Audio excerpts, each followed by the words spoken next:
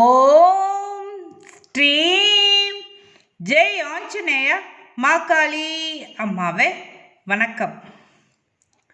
Geetha PK அவங்க நம்மக்கிட்ட மறுபடியும் ஒரு கொஸ்டின் கேட்டிருக்காங்க. பர்த் டீட்டெயில்ஸ் கொடுத்துருக்காங்க. ஆணினுடைய ஜாதகம் அப்படின்னு சொல்லியிருக்காங்க. அவருக்கு 2வது திருமணம் நிலைக்குமா நிலைக்காதா, 3வது திருமணம் நடப்பதற்கு வாய்ப்பு இருக்கா, 3வது மேரேஜ் நடக்குமா சொல்லுங்க மேம் அப்படின்னு கேட்டிருக்காங்க. இதையும் வீடியோவாக போடுங்க அப்படின்னு சொல்லியிருக்காங்க. அவங்க கேட்ட கேள்விக்கு நம்ம பதில் சொல்லலாம் இந்த பதிவில்.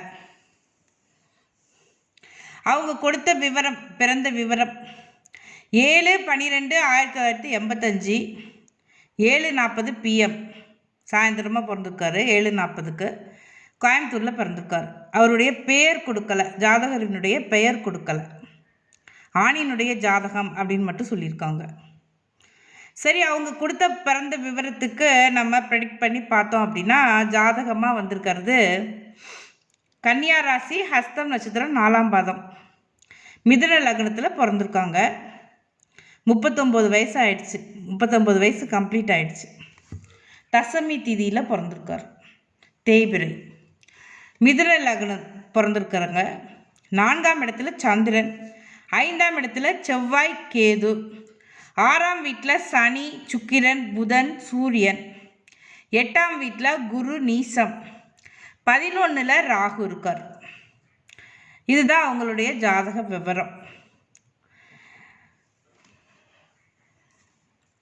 இவருக்கு 2வது திருமணம் நிலைக்குமா அப்படின்னு கேட்டிருக்காங்க.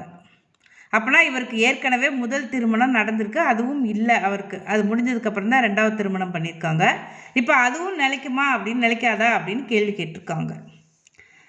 சரி, அப்போ நமக்கு ஏன் இவருக்கு முதல் திருமணம் நிலைக்கலை, இவருக்கு ஏன் முதல் திருமணம் நடந்தது, அது ஏன் நிலைக்கலை அப்படிங்கிற காரணத்தை பார்க்கலாம். முதல்ல இவருக்கு லக்னம் மிதுன லக்னம், ராசி கன்னி ராசி. ராசியாதிபதியும் சரி லக்னாதிபதியும் சரி புதன் தான். இங்கே லக்னம் ராசி எந்த பிரச்சனையும் இல்லை, அது பிரச்சனை இல்லாமல் தான் இருக்குது. ஆனால் லக்னாதிபதியான புதன், ராசியாதிபதியான புதன், அவர் லக்னத்திற்கு 6ல் மறைகிறார், ராசிக்கு 3ல் மறைஞ்சிருக்கார். அதனால் லக்னாதிபதிக்கு வலு இல்லை. அது மட்டும் இல்லை, தசமி திதியில் பிறந்ததுனால இவருக்கு சிம்மம் விருச்சிகம் திதி சூனிய வீடுகளாக இருக்கும். அப்போ இவருடைய லக்னாதிபதியான புதன் விருச்சிக வீட்டில் இருக்கார். ராசியாதிபதி லக்னாதிபதி புதன், அவர் விருச்சிக வீட்டில் திதி சூனிய வீட்டில் இருக்கார். அதுவும் லக்னத்துக்கு 6ஆம் வீட்டில் மறைஞ்சிருக்கார். அது குற்றம். அப்போ இவருக்கு லக்னாதிபதி வலு இல்லை, லக்னம் ராசி பிரச்சனை இல்லை. அடுத்தது கலத்திரக்காரகனான சுக்கிரனை நம்ம பார்க்கணும். சுக்கிரன் அவர் சனி சூரியனோடு சேர்ந்து அவரும் 6ஆம் வீட்டில் மறைஞ்சிட்டார். லக்னத்திற்கு 6ஆம் வீட்டில் மறைஞ்சிட்டார், ராசிக்கு 3ஆம் வீட்டில் மறைஞ்சிருக்காரு. ஆனால் அவர் பரிவர்த்தனை மூலயமா, அதாவது 6ஆம் இடமான செவ்வாய்க்கு பரிவர்த்தனை பெற்று தன் வீட்டுக்கு போகிறார், 5ஆம் வீட்டுக்கு போயிறார் சுக்கிரன். அப்போ ஆட்சி பலம் பெறுகிறார். சுக்கிரன் ஆட்சி பலம் பெற்றதுனாலையும் லக்னம் ராசி இவருக்கு பிரச்சனை இல்லை, பெரிதாக கெட்டு போகலை. லக்னாதிபதி தான் இங்கே கெட்டு போயிருக்கார், மறைஞ்சிருக்காரு. அதனால் இவருக்கு அதாவது என்ன சொல்கிறது, கலத்திரக்காரகன் கெட்டு போகலை அப்படிங்கிறதுனாலையும் லக்னத்திற்கு 2ஆம் இடமான சந்திரன் குடும்ப அமைப்பு அவருக்கு வலுவாக இருக்கிறதுனால அவரும் 4ஆம் வீட்டில் இருக்கார் சந்திரன். அதுவும் சுயசாரத்திலே இருக்கார் சந்திரன், வலுப்பெற்று ஹஸ்தம் நட்சத்திரத்திலே இருக்கார். அதனால் அவருக்கு திருமணம் ஆயிருக்கு, குடும்பம் அமைஞ்சிருக்கு. அவருக்கு இன்னொரு முக்கியமான விஷயம் நம்ம பார்க்கணும். அதுக்கு முன்னாடி 7ஆம் அதிபதி நீசம் பெற்றிருக்கார், 8ஆம் வீட்டில் மறைஞ்சிருக்கார். மிதுன லக்னத்திற்கு பாதகாதிபதியான குரு நீசம் பெற்றிருக்கார், 8ஆம் வீட்டில் மறைஞ்சிருக்கார்.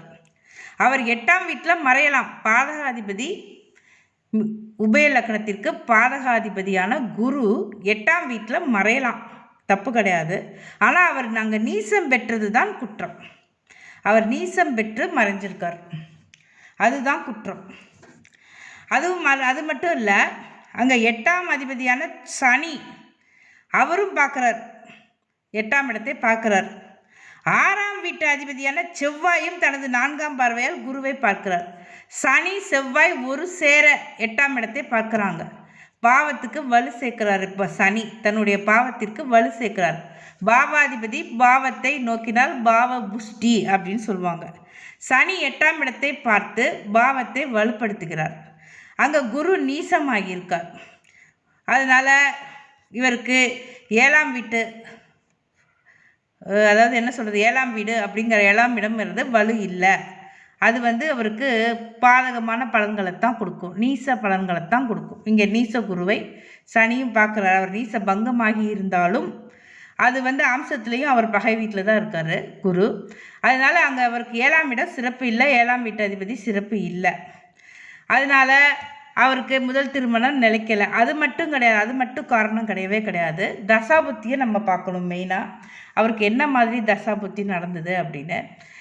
இவருக்கு குரு தசா இப்போ போய்கிட்டு இருக்கு. இவருக்கு நடப்பு தசா பார்த்திங்கன்னா குரு தசா, இந்த பாதகாதிபதியோட தசா.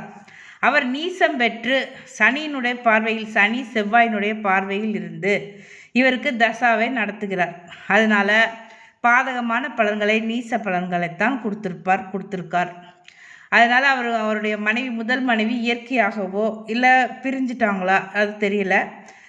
ஆனால் இவருக்கு அது பாதகமான பலன்களை கொடுத்துருக்கோம், மோசமான பலன்களை கொடுத்துருக்கோம். அவங்க முதல் மனைவி முதல் திருமணம் நிலைக்கலை அப்படிங்கிறது உறுதியாகுது.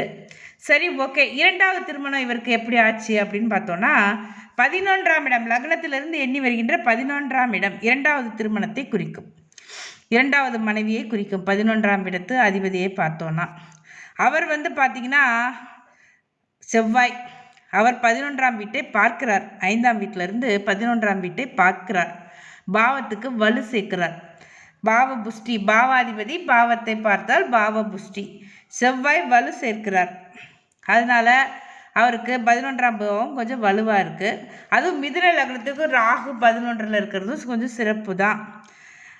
அந்த வீடு கொடுத்தவனே இப்போ ராகுவையும் பார்க்குறாரு, அது ஒரு சிறப்பு தான். அப்புறம் சுக்கிரனும் இங்கே பெரிதாக கெட்டு போகலை, ஆனால் கெட்டு போயிருக்காரு, ரொம்ப மோசமாக கெட்டு போகலை. அம்சத்துலேயும் சுக்கிரன் ஆட்சி வீட்டில் தான் இருக்கார், செவ்வாயோட சேர்ந்தே இருக்கார். சுக்கிரன் இங்கேயும் 5 பரிவர்த்தனை அப்படிங்கிறதுனால 5ஆம் இடத்துக்கே திரும்ப வந்ததுனால அவரும் ஆட்சி பலம் பெறார். அதனால் இவருக்கு சுக்கிரன் கொஞ்சம் ஸ்ட்ராங்காக இருந்ததுனால, 11ஆம் பாகமும் கொஞ்சம் வலுப்பெற்றதுனால, செவ்வாய் பார்வையினால் கொஞ்சம் வலுப்பெற்றதுனால், ராகு அந்த இடத்துல இருந்ததுனால் இவருக்கு திருமணம் நடந்திருக்கு, 2வது திருமணம் நடந்திருக்கு. சரி, ஓகே. இப்போ இந்த 2வது திருமணமும் பிரச்சனையாக இருக்குது. இதுவும் நிலைக்குமா நிலைக்காதா அப்படின்னு கேள்வி கேட்டிருக்காங்க. சரி, அது ஏன், அது என்ன காரணம், அது என்ன, எதனால், அதை பார்க்கலாம். 12ஆம் இடம் இவருக்கு பார்க்கணும். லக்னத்திலிருந்து எண்ணி வருகின்ற 12ஆம் இடம் இவருக்கு குடும்பாதிபதி நல்ல நிலைமையில தான் இருக்கார். 7ஆம் இடம் கெட்டு போச்சு, ஓகே. அந்த 11ஆம் இடம் அதை பார்க்கணும். 11ஆம் இடம் ஓகே, பாவ புஷ்டியாக தான் இருக்குது. அங்கே ராகு இருக்கிறாரு, 11ல் ராகு இருக்கலாம், பிரச்சனை இல்லை. அப்புறமும் ஏன் நிலைக்குமா நிலைக்காதா அப்படின்னு கேள்வி கேட்குறாங்க அப்படின்னு பார்த்தோன்னா, இவருக்கு நடக்கிற தசா இன்னும் குரு தசா தான் போய்கிட்டு இருக்கு.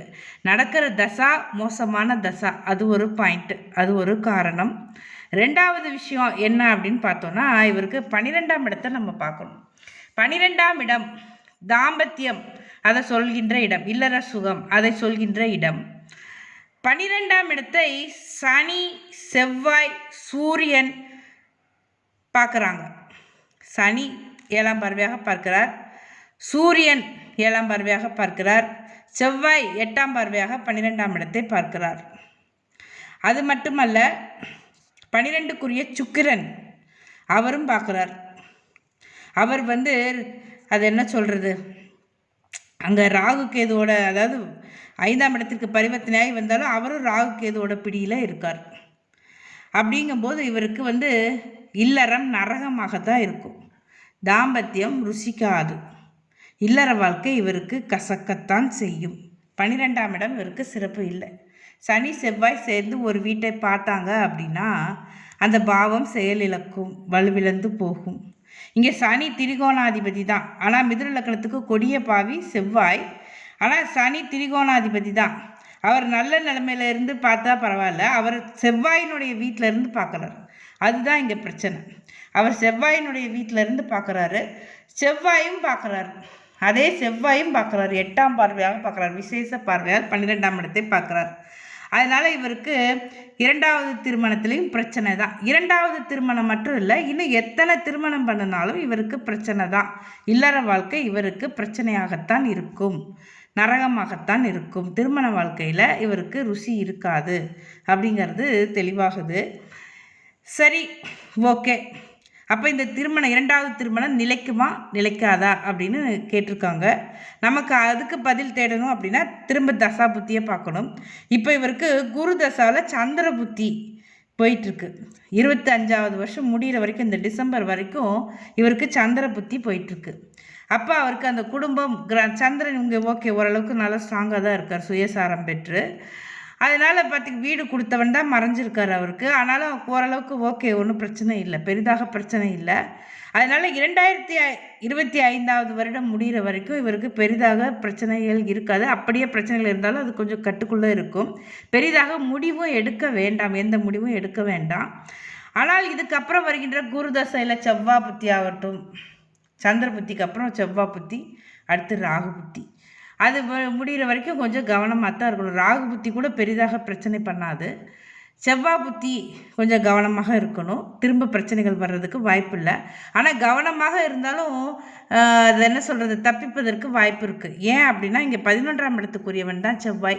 அதனால் அவர் புத்தி தான் அடுத்து நடக்குது, அதுக்கடுத்து வர்ற ராகு புத்தியும். அதனால் நம்ம பிரச்சனைகளை கடந்துடலாம். கொஞ்சம் பொறுமை, நிதானம், ஒரு சகிப்புத்தன்மை, விட்டு கொடுத்து போகிறது, அட்ஜஸ்ட் பண்ணிக்கிறது, இந்த மாதிரி குணமெல்லாம் இருந்துட்டால் கொஞ்சம் நம்ம ஈஸியாக கடந்து வந்துடலாம்.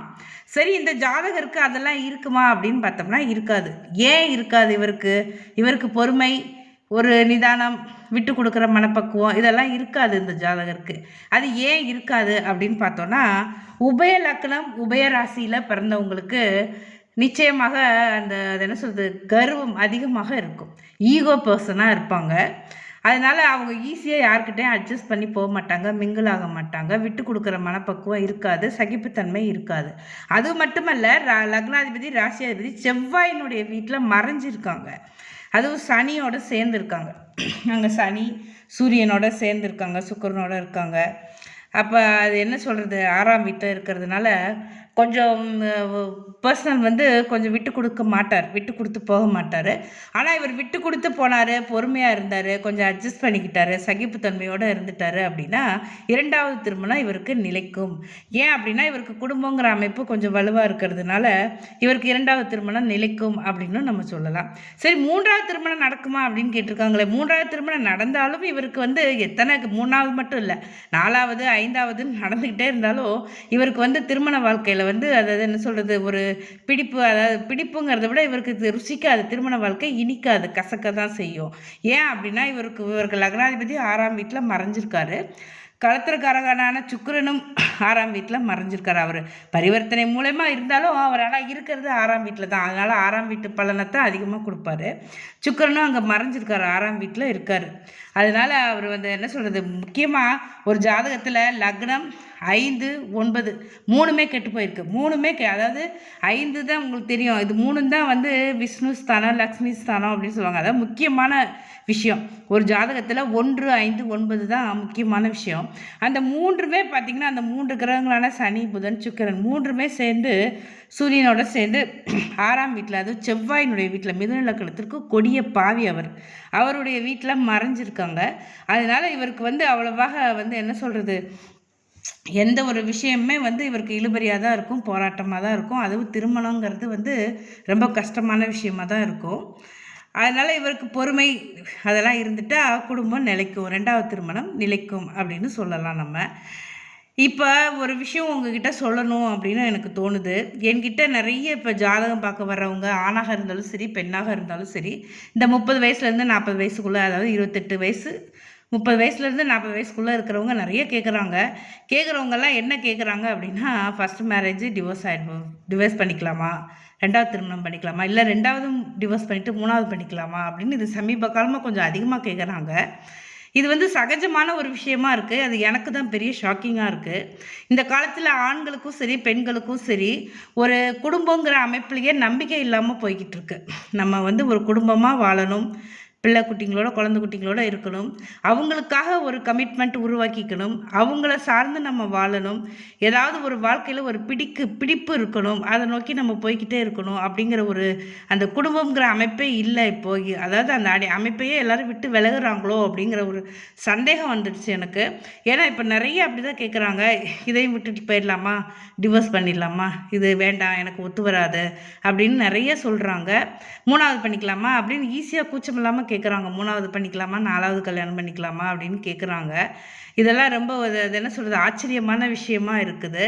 அதனால் இந்த காலத்து பிள்ளைங்களுக்கு ஆணாக இருந்தாலும் சரி பெண்ணாக இருந்தாலும் சரி சொல்கிற விஷயம் என்ன அப்படின்னா, கொஞ்சம் குடும்பம்னா சண்டை சச்சரவு பிரச்சனைகள் எல்லாமே இருக்கத்தான் செய்யும். கொஞ்சம் அமைதியாக இருக்கணும், கொஞ்சம் விட்டு கொடுத்து போகணும், சகிப்புத்தன்மை இருக்கணும். அப்போ தான் நம்ம இப்போ அதாவது நம்மளோட சந்ததிகளுடைய எதிர்காலம் நல்லா இருக்கும். நம்ம இந்த மனிதராக பிறந்தோம் வாழ்ந்தோம் செத்தோம் அப்படிங்கிற மாதிரி இல்லாமல் எல்லாராலையும் எல்லாம் சாதிக்க முடியாது. ஆனால் ஒரு மினிமம் குவாலிட்டி, ஒரு பேசிக் குவாலிட்டி, நல்ல மனிதராக வாழ்ந்தோம், ஒரு நல்ல குடும்பத்தில் கட்டமைச்சோம், நல்ல பிள்ளைங்களை பெற்றோம், நல்லபடியாக வாழ்ந்தோம், அவங்கள கரை சேர்த்தோம், போனோம் இறந்தோம் செத்தோம் அப்படின்னு போடுறது நல்லதாக இருக்கும். நம்ம மனிதராக பிறந்ததுக்கு ஒரு அர்த்தம் இருக்கும் வாழ்க்கையில் அப்படின்னு எனக்கு சொல்லணும்னு தோணுச்சு. நான் உங்களுக்கு சொல்கிறேன் இந்த பதிவில். நேயர்களே, இந்த பதிவு உங்களுக்கு பிடிச்சிருந்ததுன்னா லைக் பண்ணுங்கள், கமெண்ட் பண்ணுங்கள், ஷேர் பண்ணுங்கள், சேனலை சப்ஸ்கிரைப் பண்ணுங்கள், பெல் ஐக்கானை தட்டி விட்டுருங்க. ஜோதிட சம்பந்தமான பொதுவான கேள்விகளுக்கு யூடியூப் கமெண்ட் செக்ஷனில் கீழே பதிவு பண்ணுங்கள். நான் உங்களுக்கு பதில் தர முயற்சிக்கிறேன். டிம்பிள் அம்மா ஆஸ்ட்ரோ அப்படிங்கிற இன்ஸ்டாகிராம் பக்கத்தையும் ஃபேஸ்புக் பக்கத்தையும் ஃபாலோ பண்ணுங்கள். நன்றி, வணக்கம்.